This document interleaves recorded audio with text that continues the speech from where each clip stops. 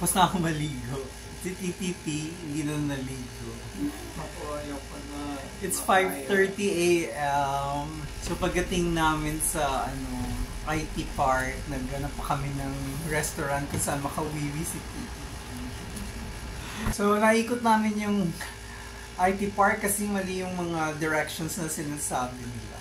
Hindi namin makita yung restaurant na yun na supposed to be open. So anyway, we ended up in Chowking IT Park.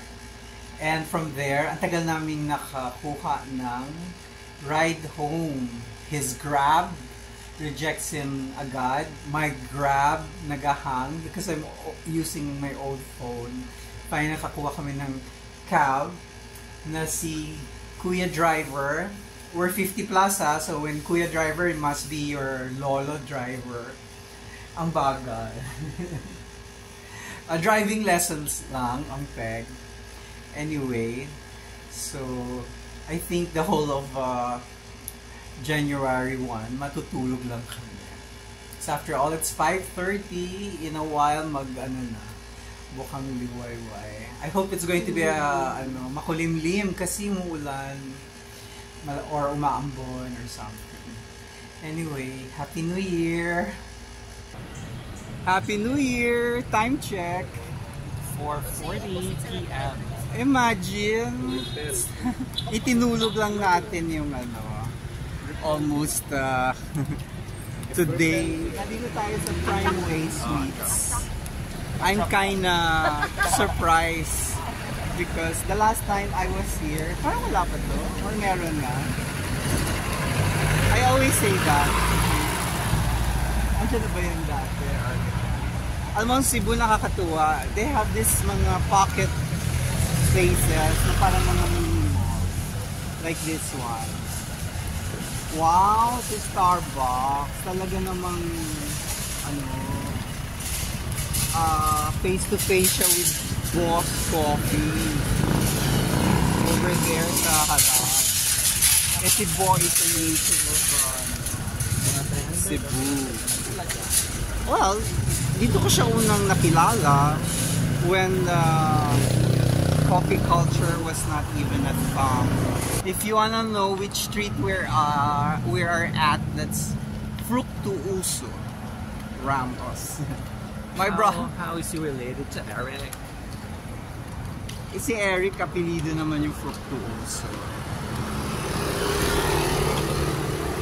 I visit this place every time I'm in Cebu because when I was younger, my mother and I would stay here because my brother used to live here.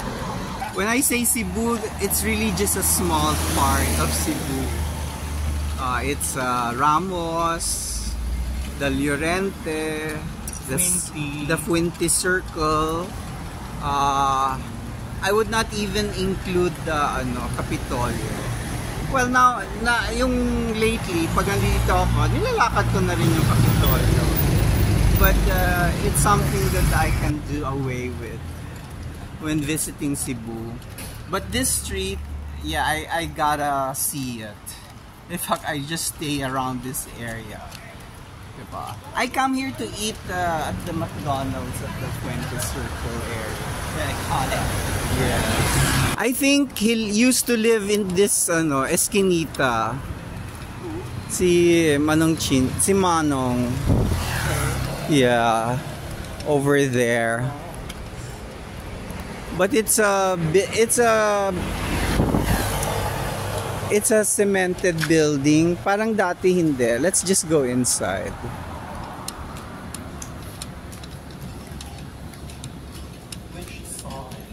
The left side. But this building is also old.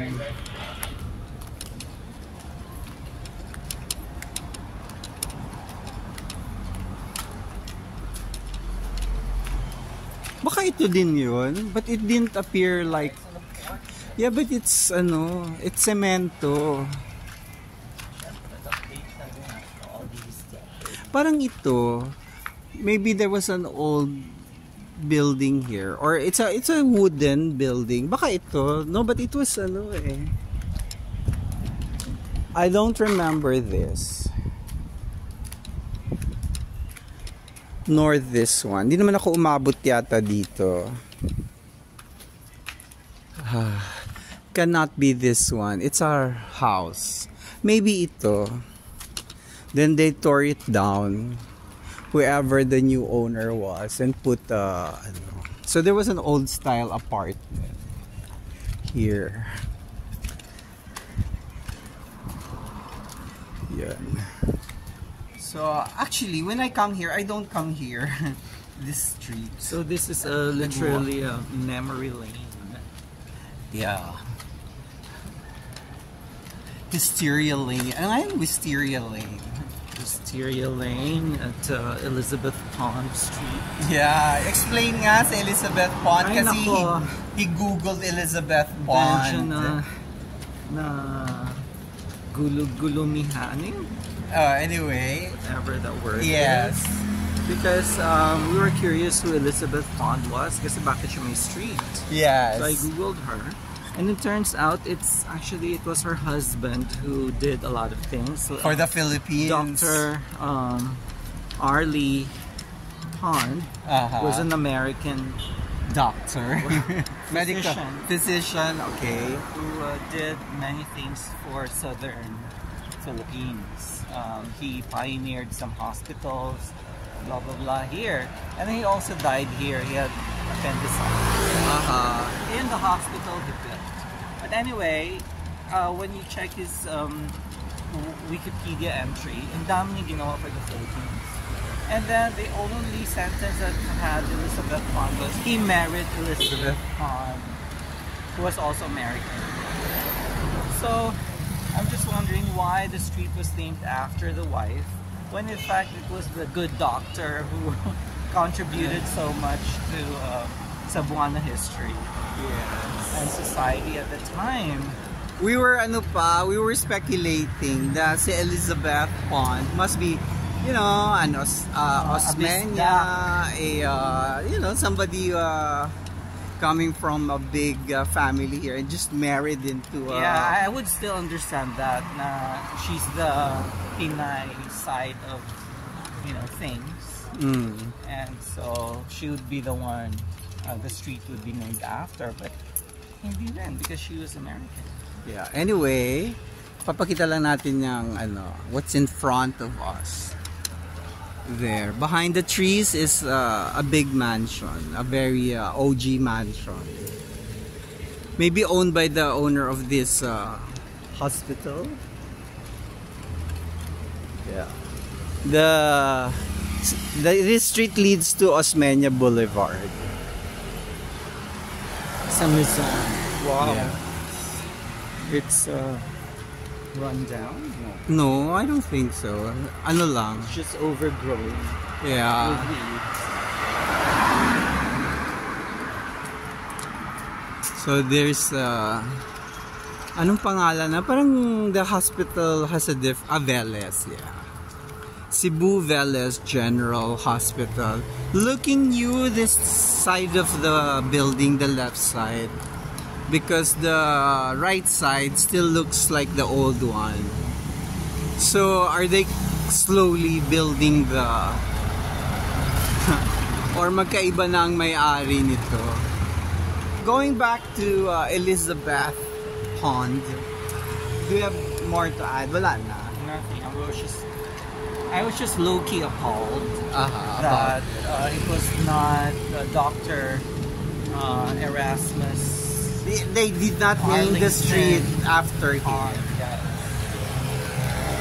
Yun lang. Maybe the doctor said, oh, if you want to honor me, name the street na lang after my Beloved wife. Yes. Anyway, we'll continue our walk. Trek. Yes.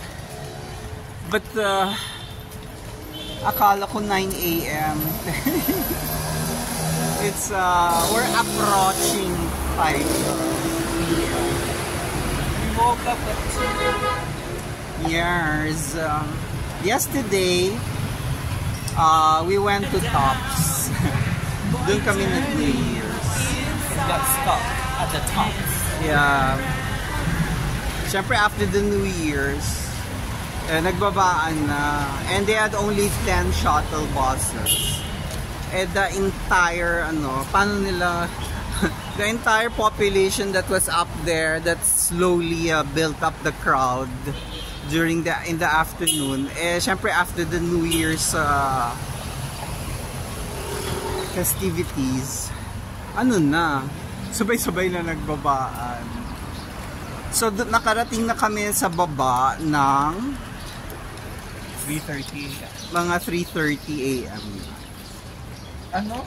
4:30? 4:30. Oo, yeah. I'll put B-roll. Huwag ka mali yung sinasabi namin noon. Because 3:30 we're leaving. Oo. Basta, I'll put it there. We're in front of RVM Regional House, St. Mary's Dormitory.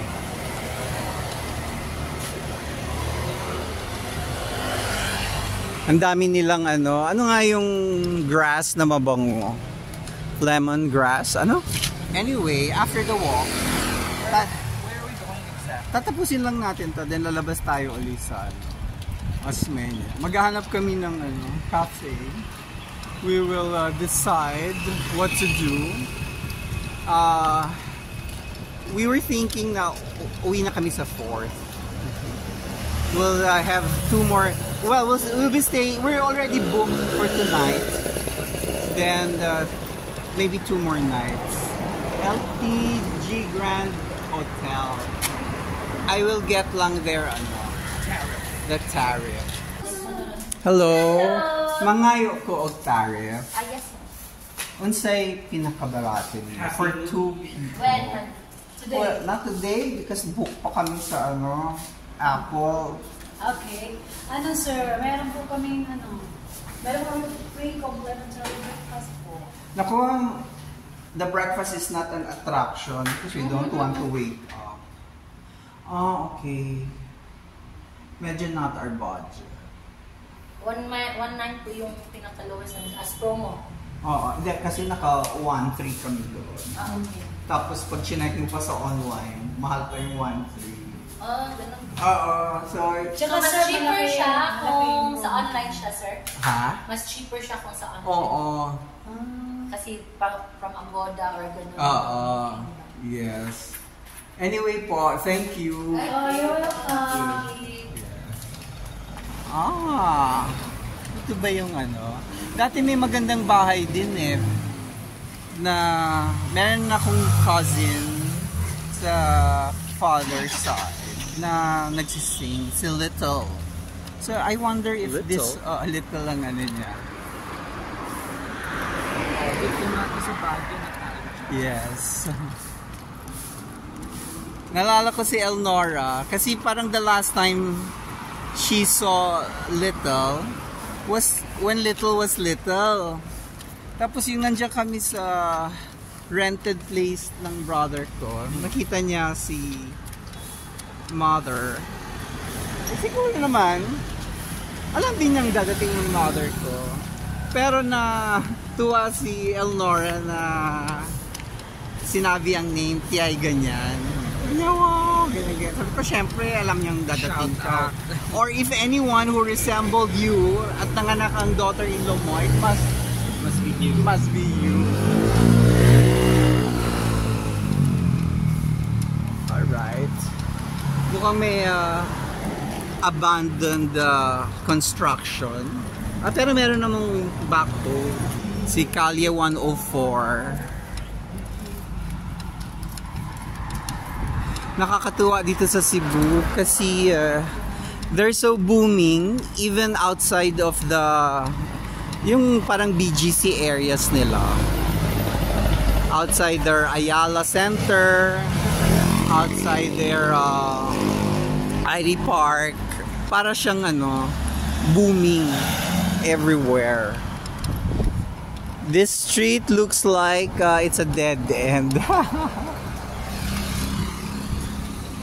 You see, ang daming construction. Authentic Spanish. Tapos dito pa sa Cebu, ang mga condos nila, they like beautiful lobby.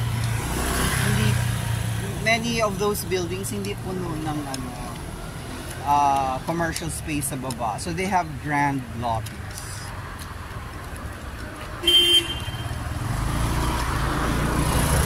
Malapit na tayo sa dulo. Andito na tayo sa Nomads Hub, co-living lifestyle, hostel.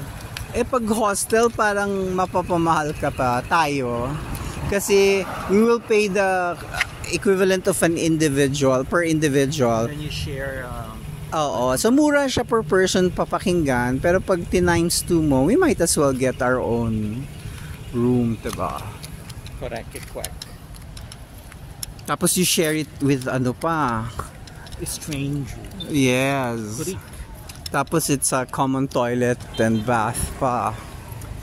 Tapos And we have kasi our lapis. and well, may lapis din naman yung mga yan kasi mga nomads nga eh.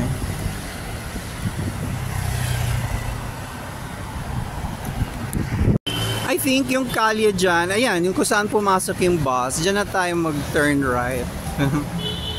And start walking back going to the circle.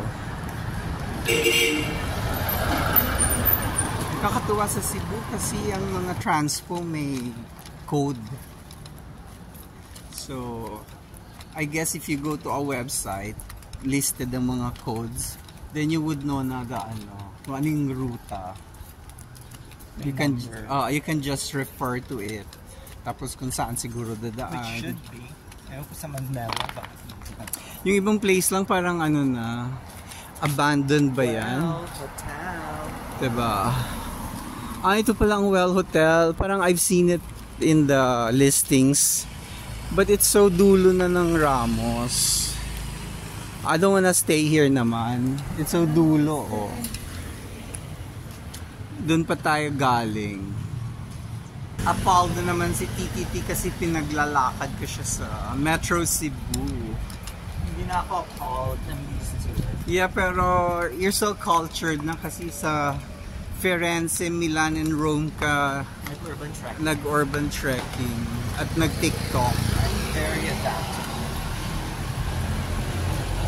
Nag-urban track. Charot. Charot. I don't know the name of the street.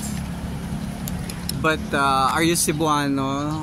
Andyan si Franklin Ong for congressman and Rex Milan for councilor. Yon. So dyan tayo bababa. Mac Gordon and this handsome Harold Kendrick Go. Ano kaya yan ni Maraming Go sa Go is a Chinoy family. Is a Cebuano family. Actually. What a name! Vistana Residences. Akala ko Vista. Ginawa nilang Vistana. Alam mo itong street na to? It's not my first time, but it's my first time to be walking down here. Alam nyo naman, if you're pasahero, hindi ka naman nagpipay attention kung saan kayo dumadaan, ganyan.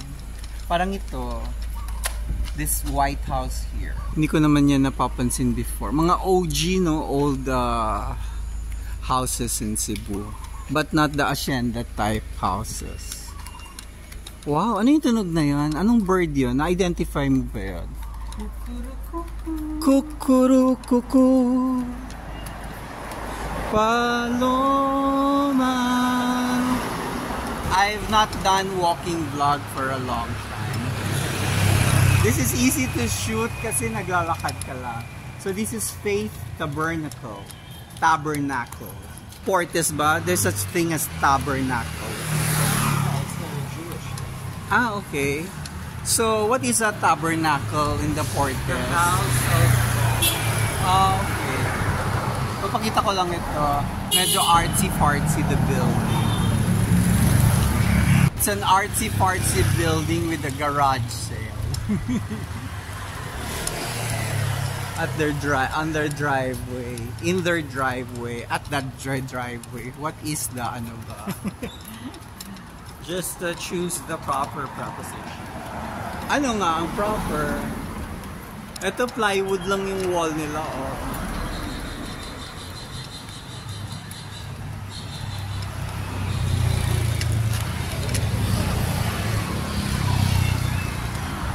Talagang ano, suyok. That's their equivalent of ano nga yun sa Manila? Balabanan. Another OG house. 19 ano ba yung mga ganyan? 1950s. After the war. Kasi syempre na yun na naman si Harold. At saka si Franklin Ong.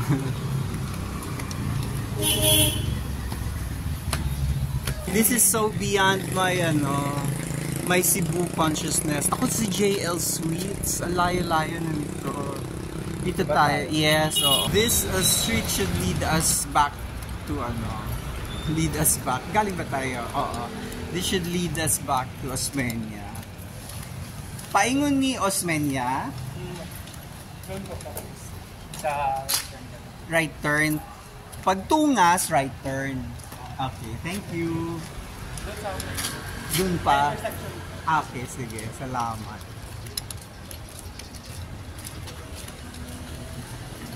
Teofel Hostel. My God, where are we? So we are at Arlandon and Junquera Extension. What a name.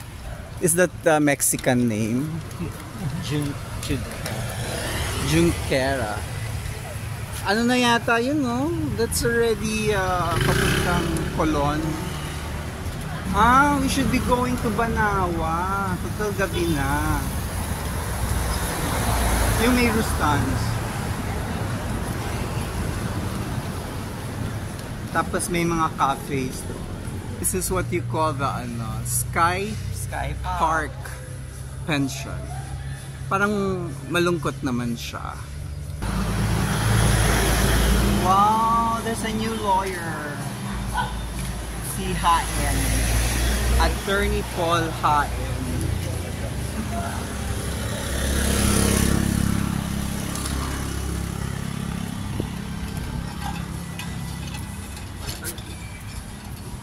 Paakyat na tayo.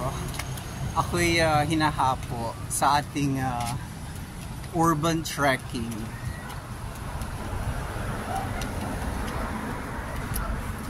So where are we? Where are we? I think I'm seeing a school. Is this a school? What street does it say? Pelaez.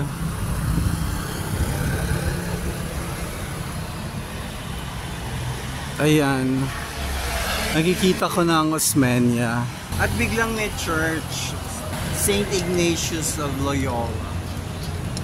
Nasaan ba ang Loyola? France? Spain? Does it sound Italia? What is this? Osmeña. Wala pang nakalagay dyan.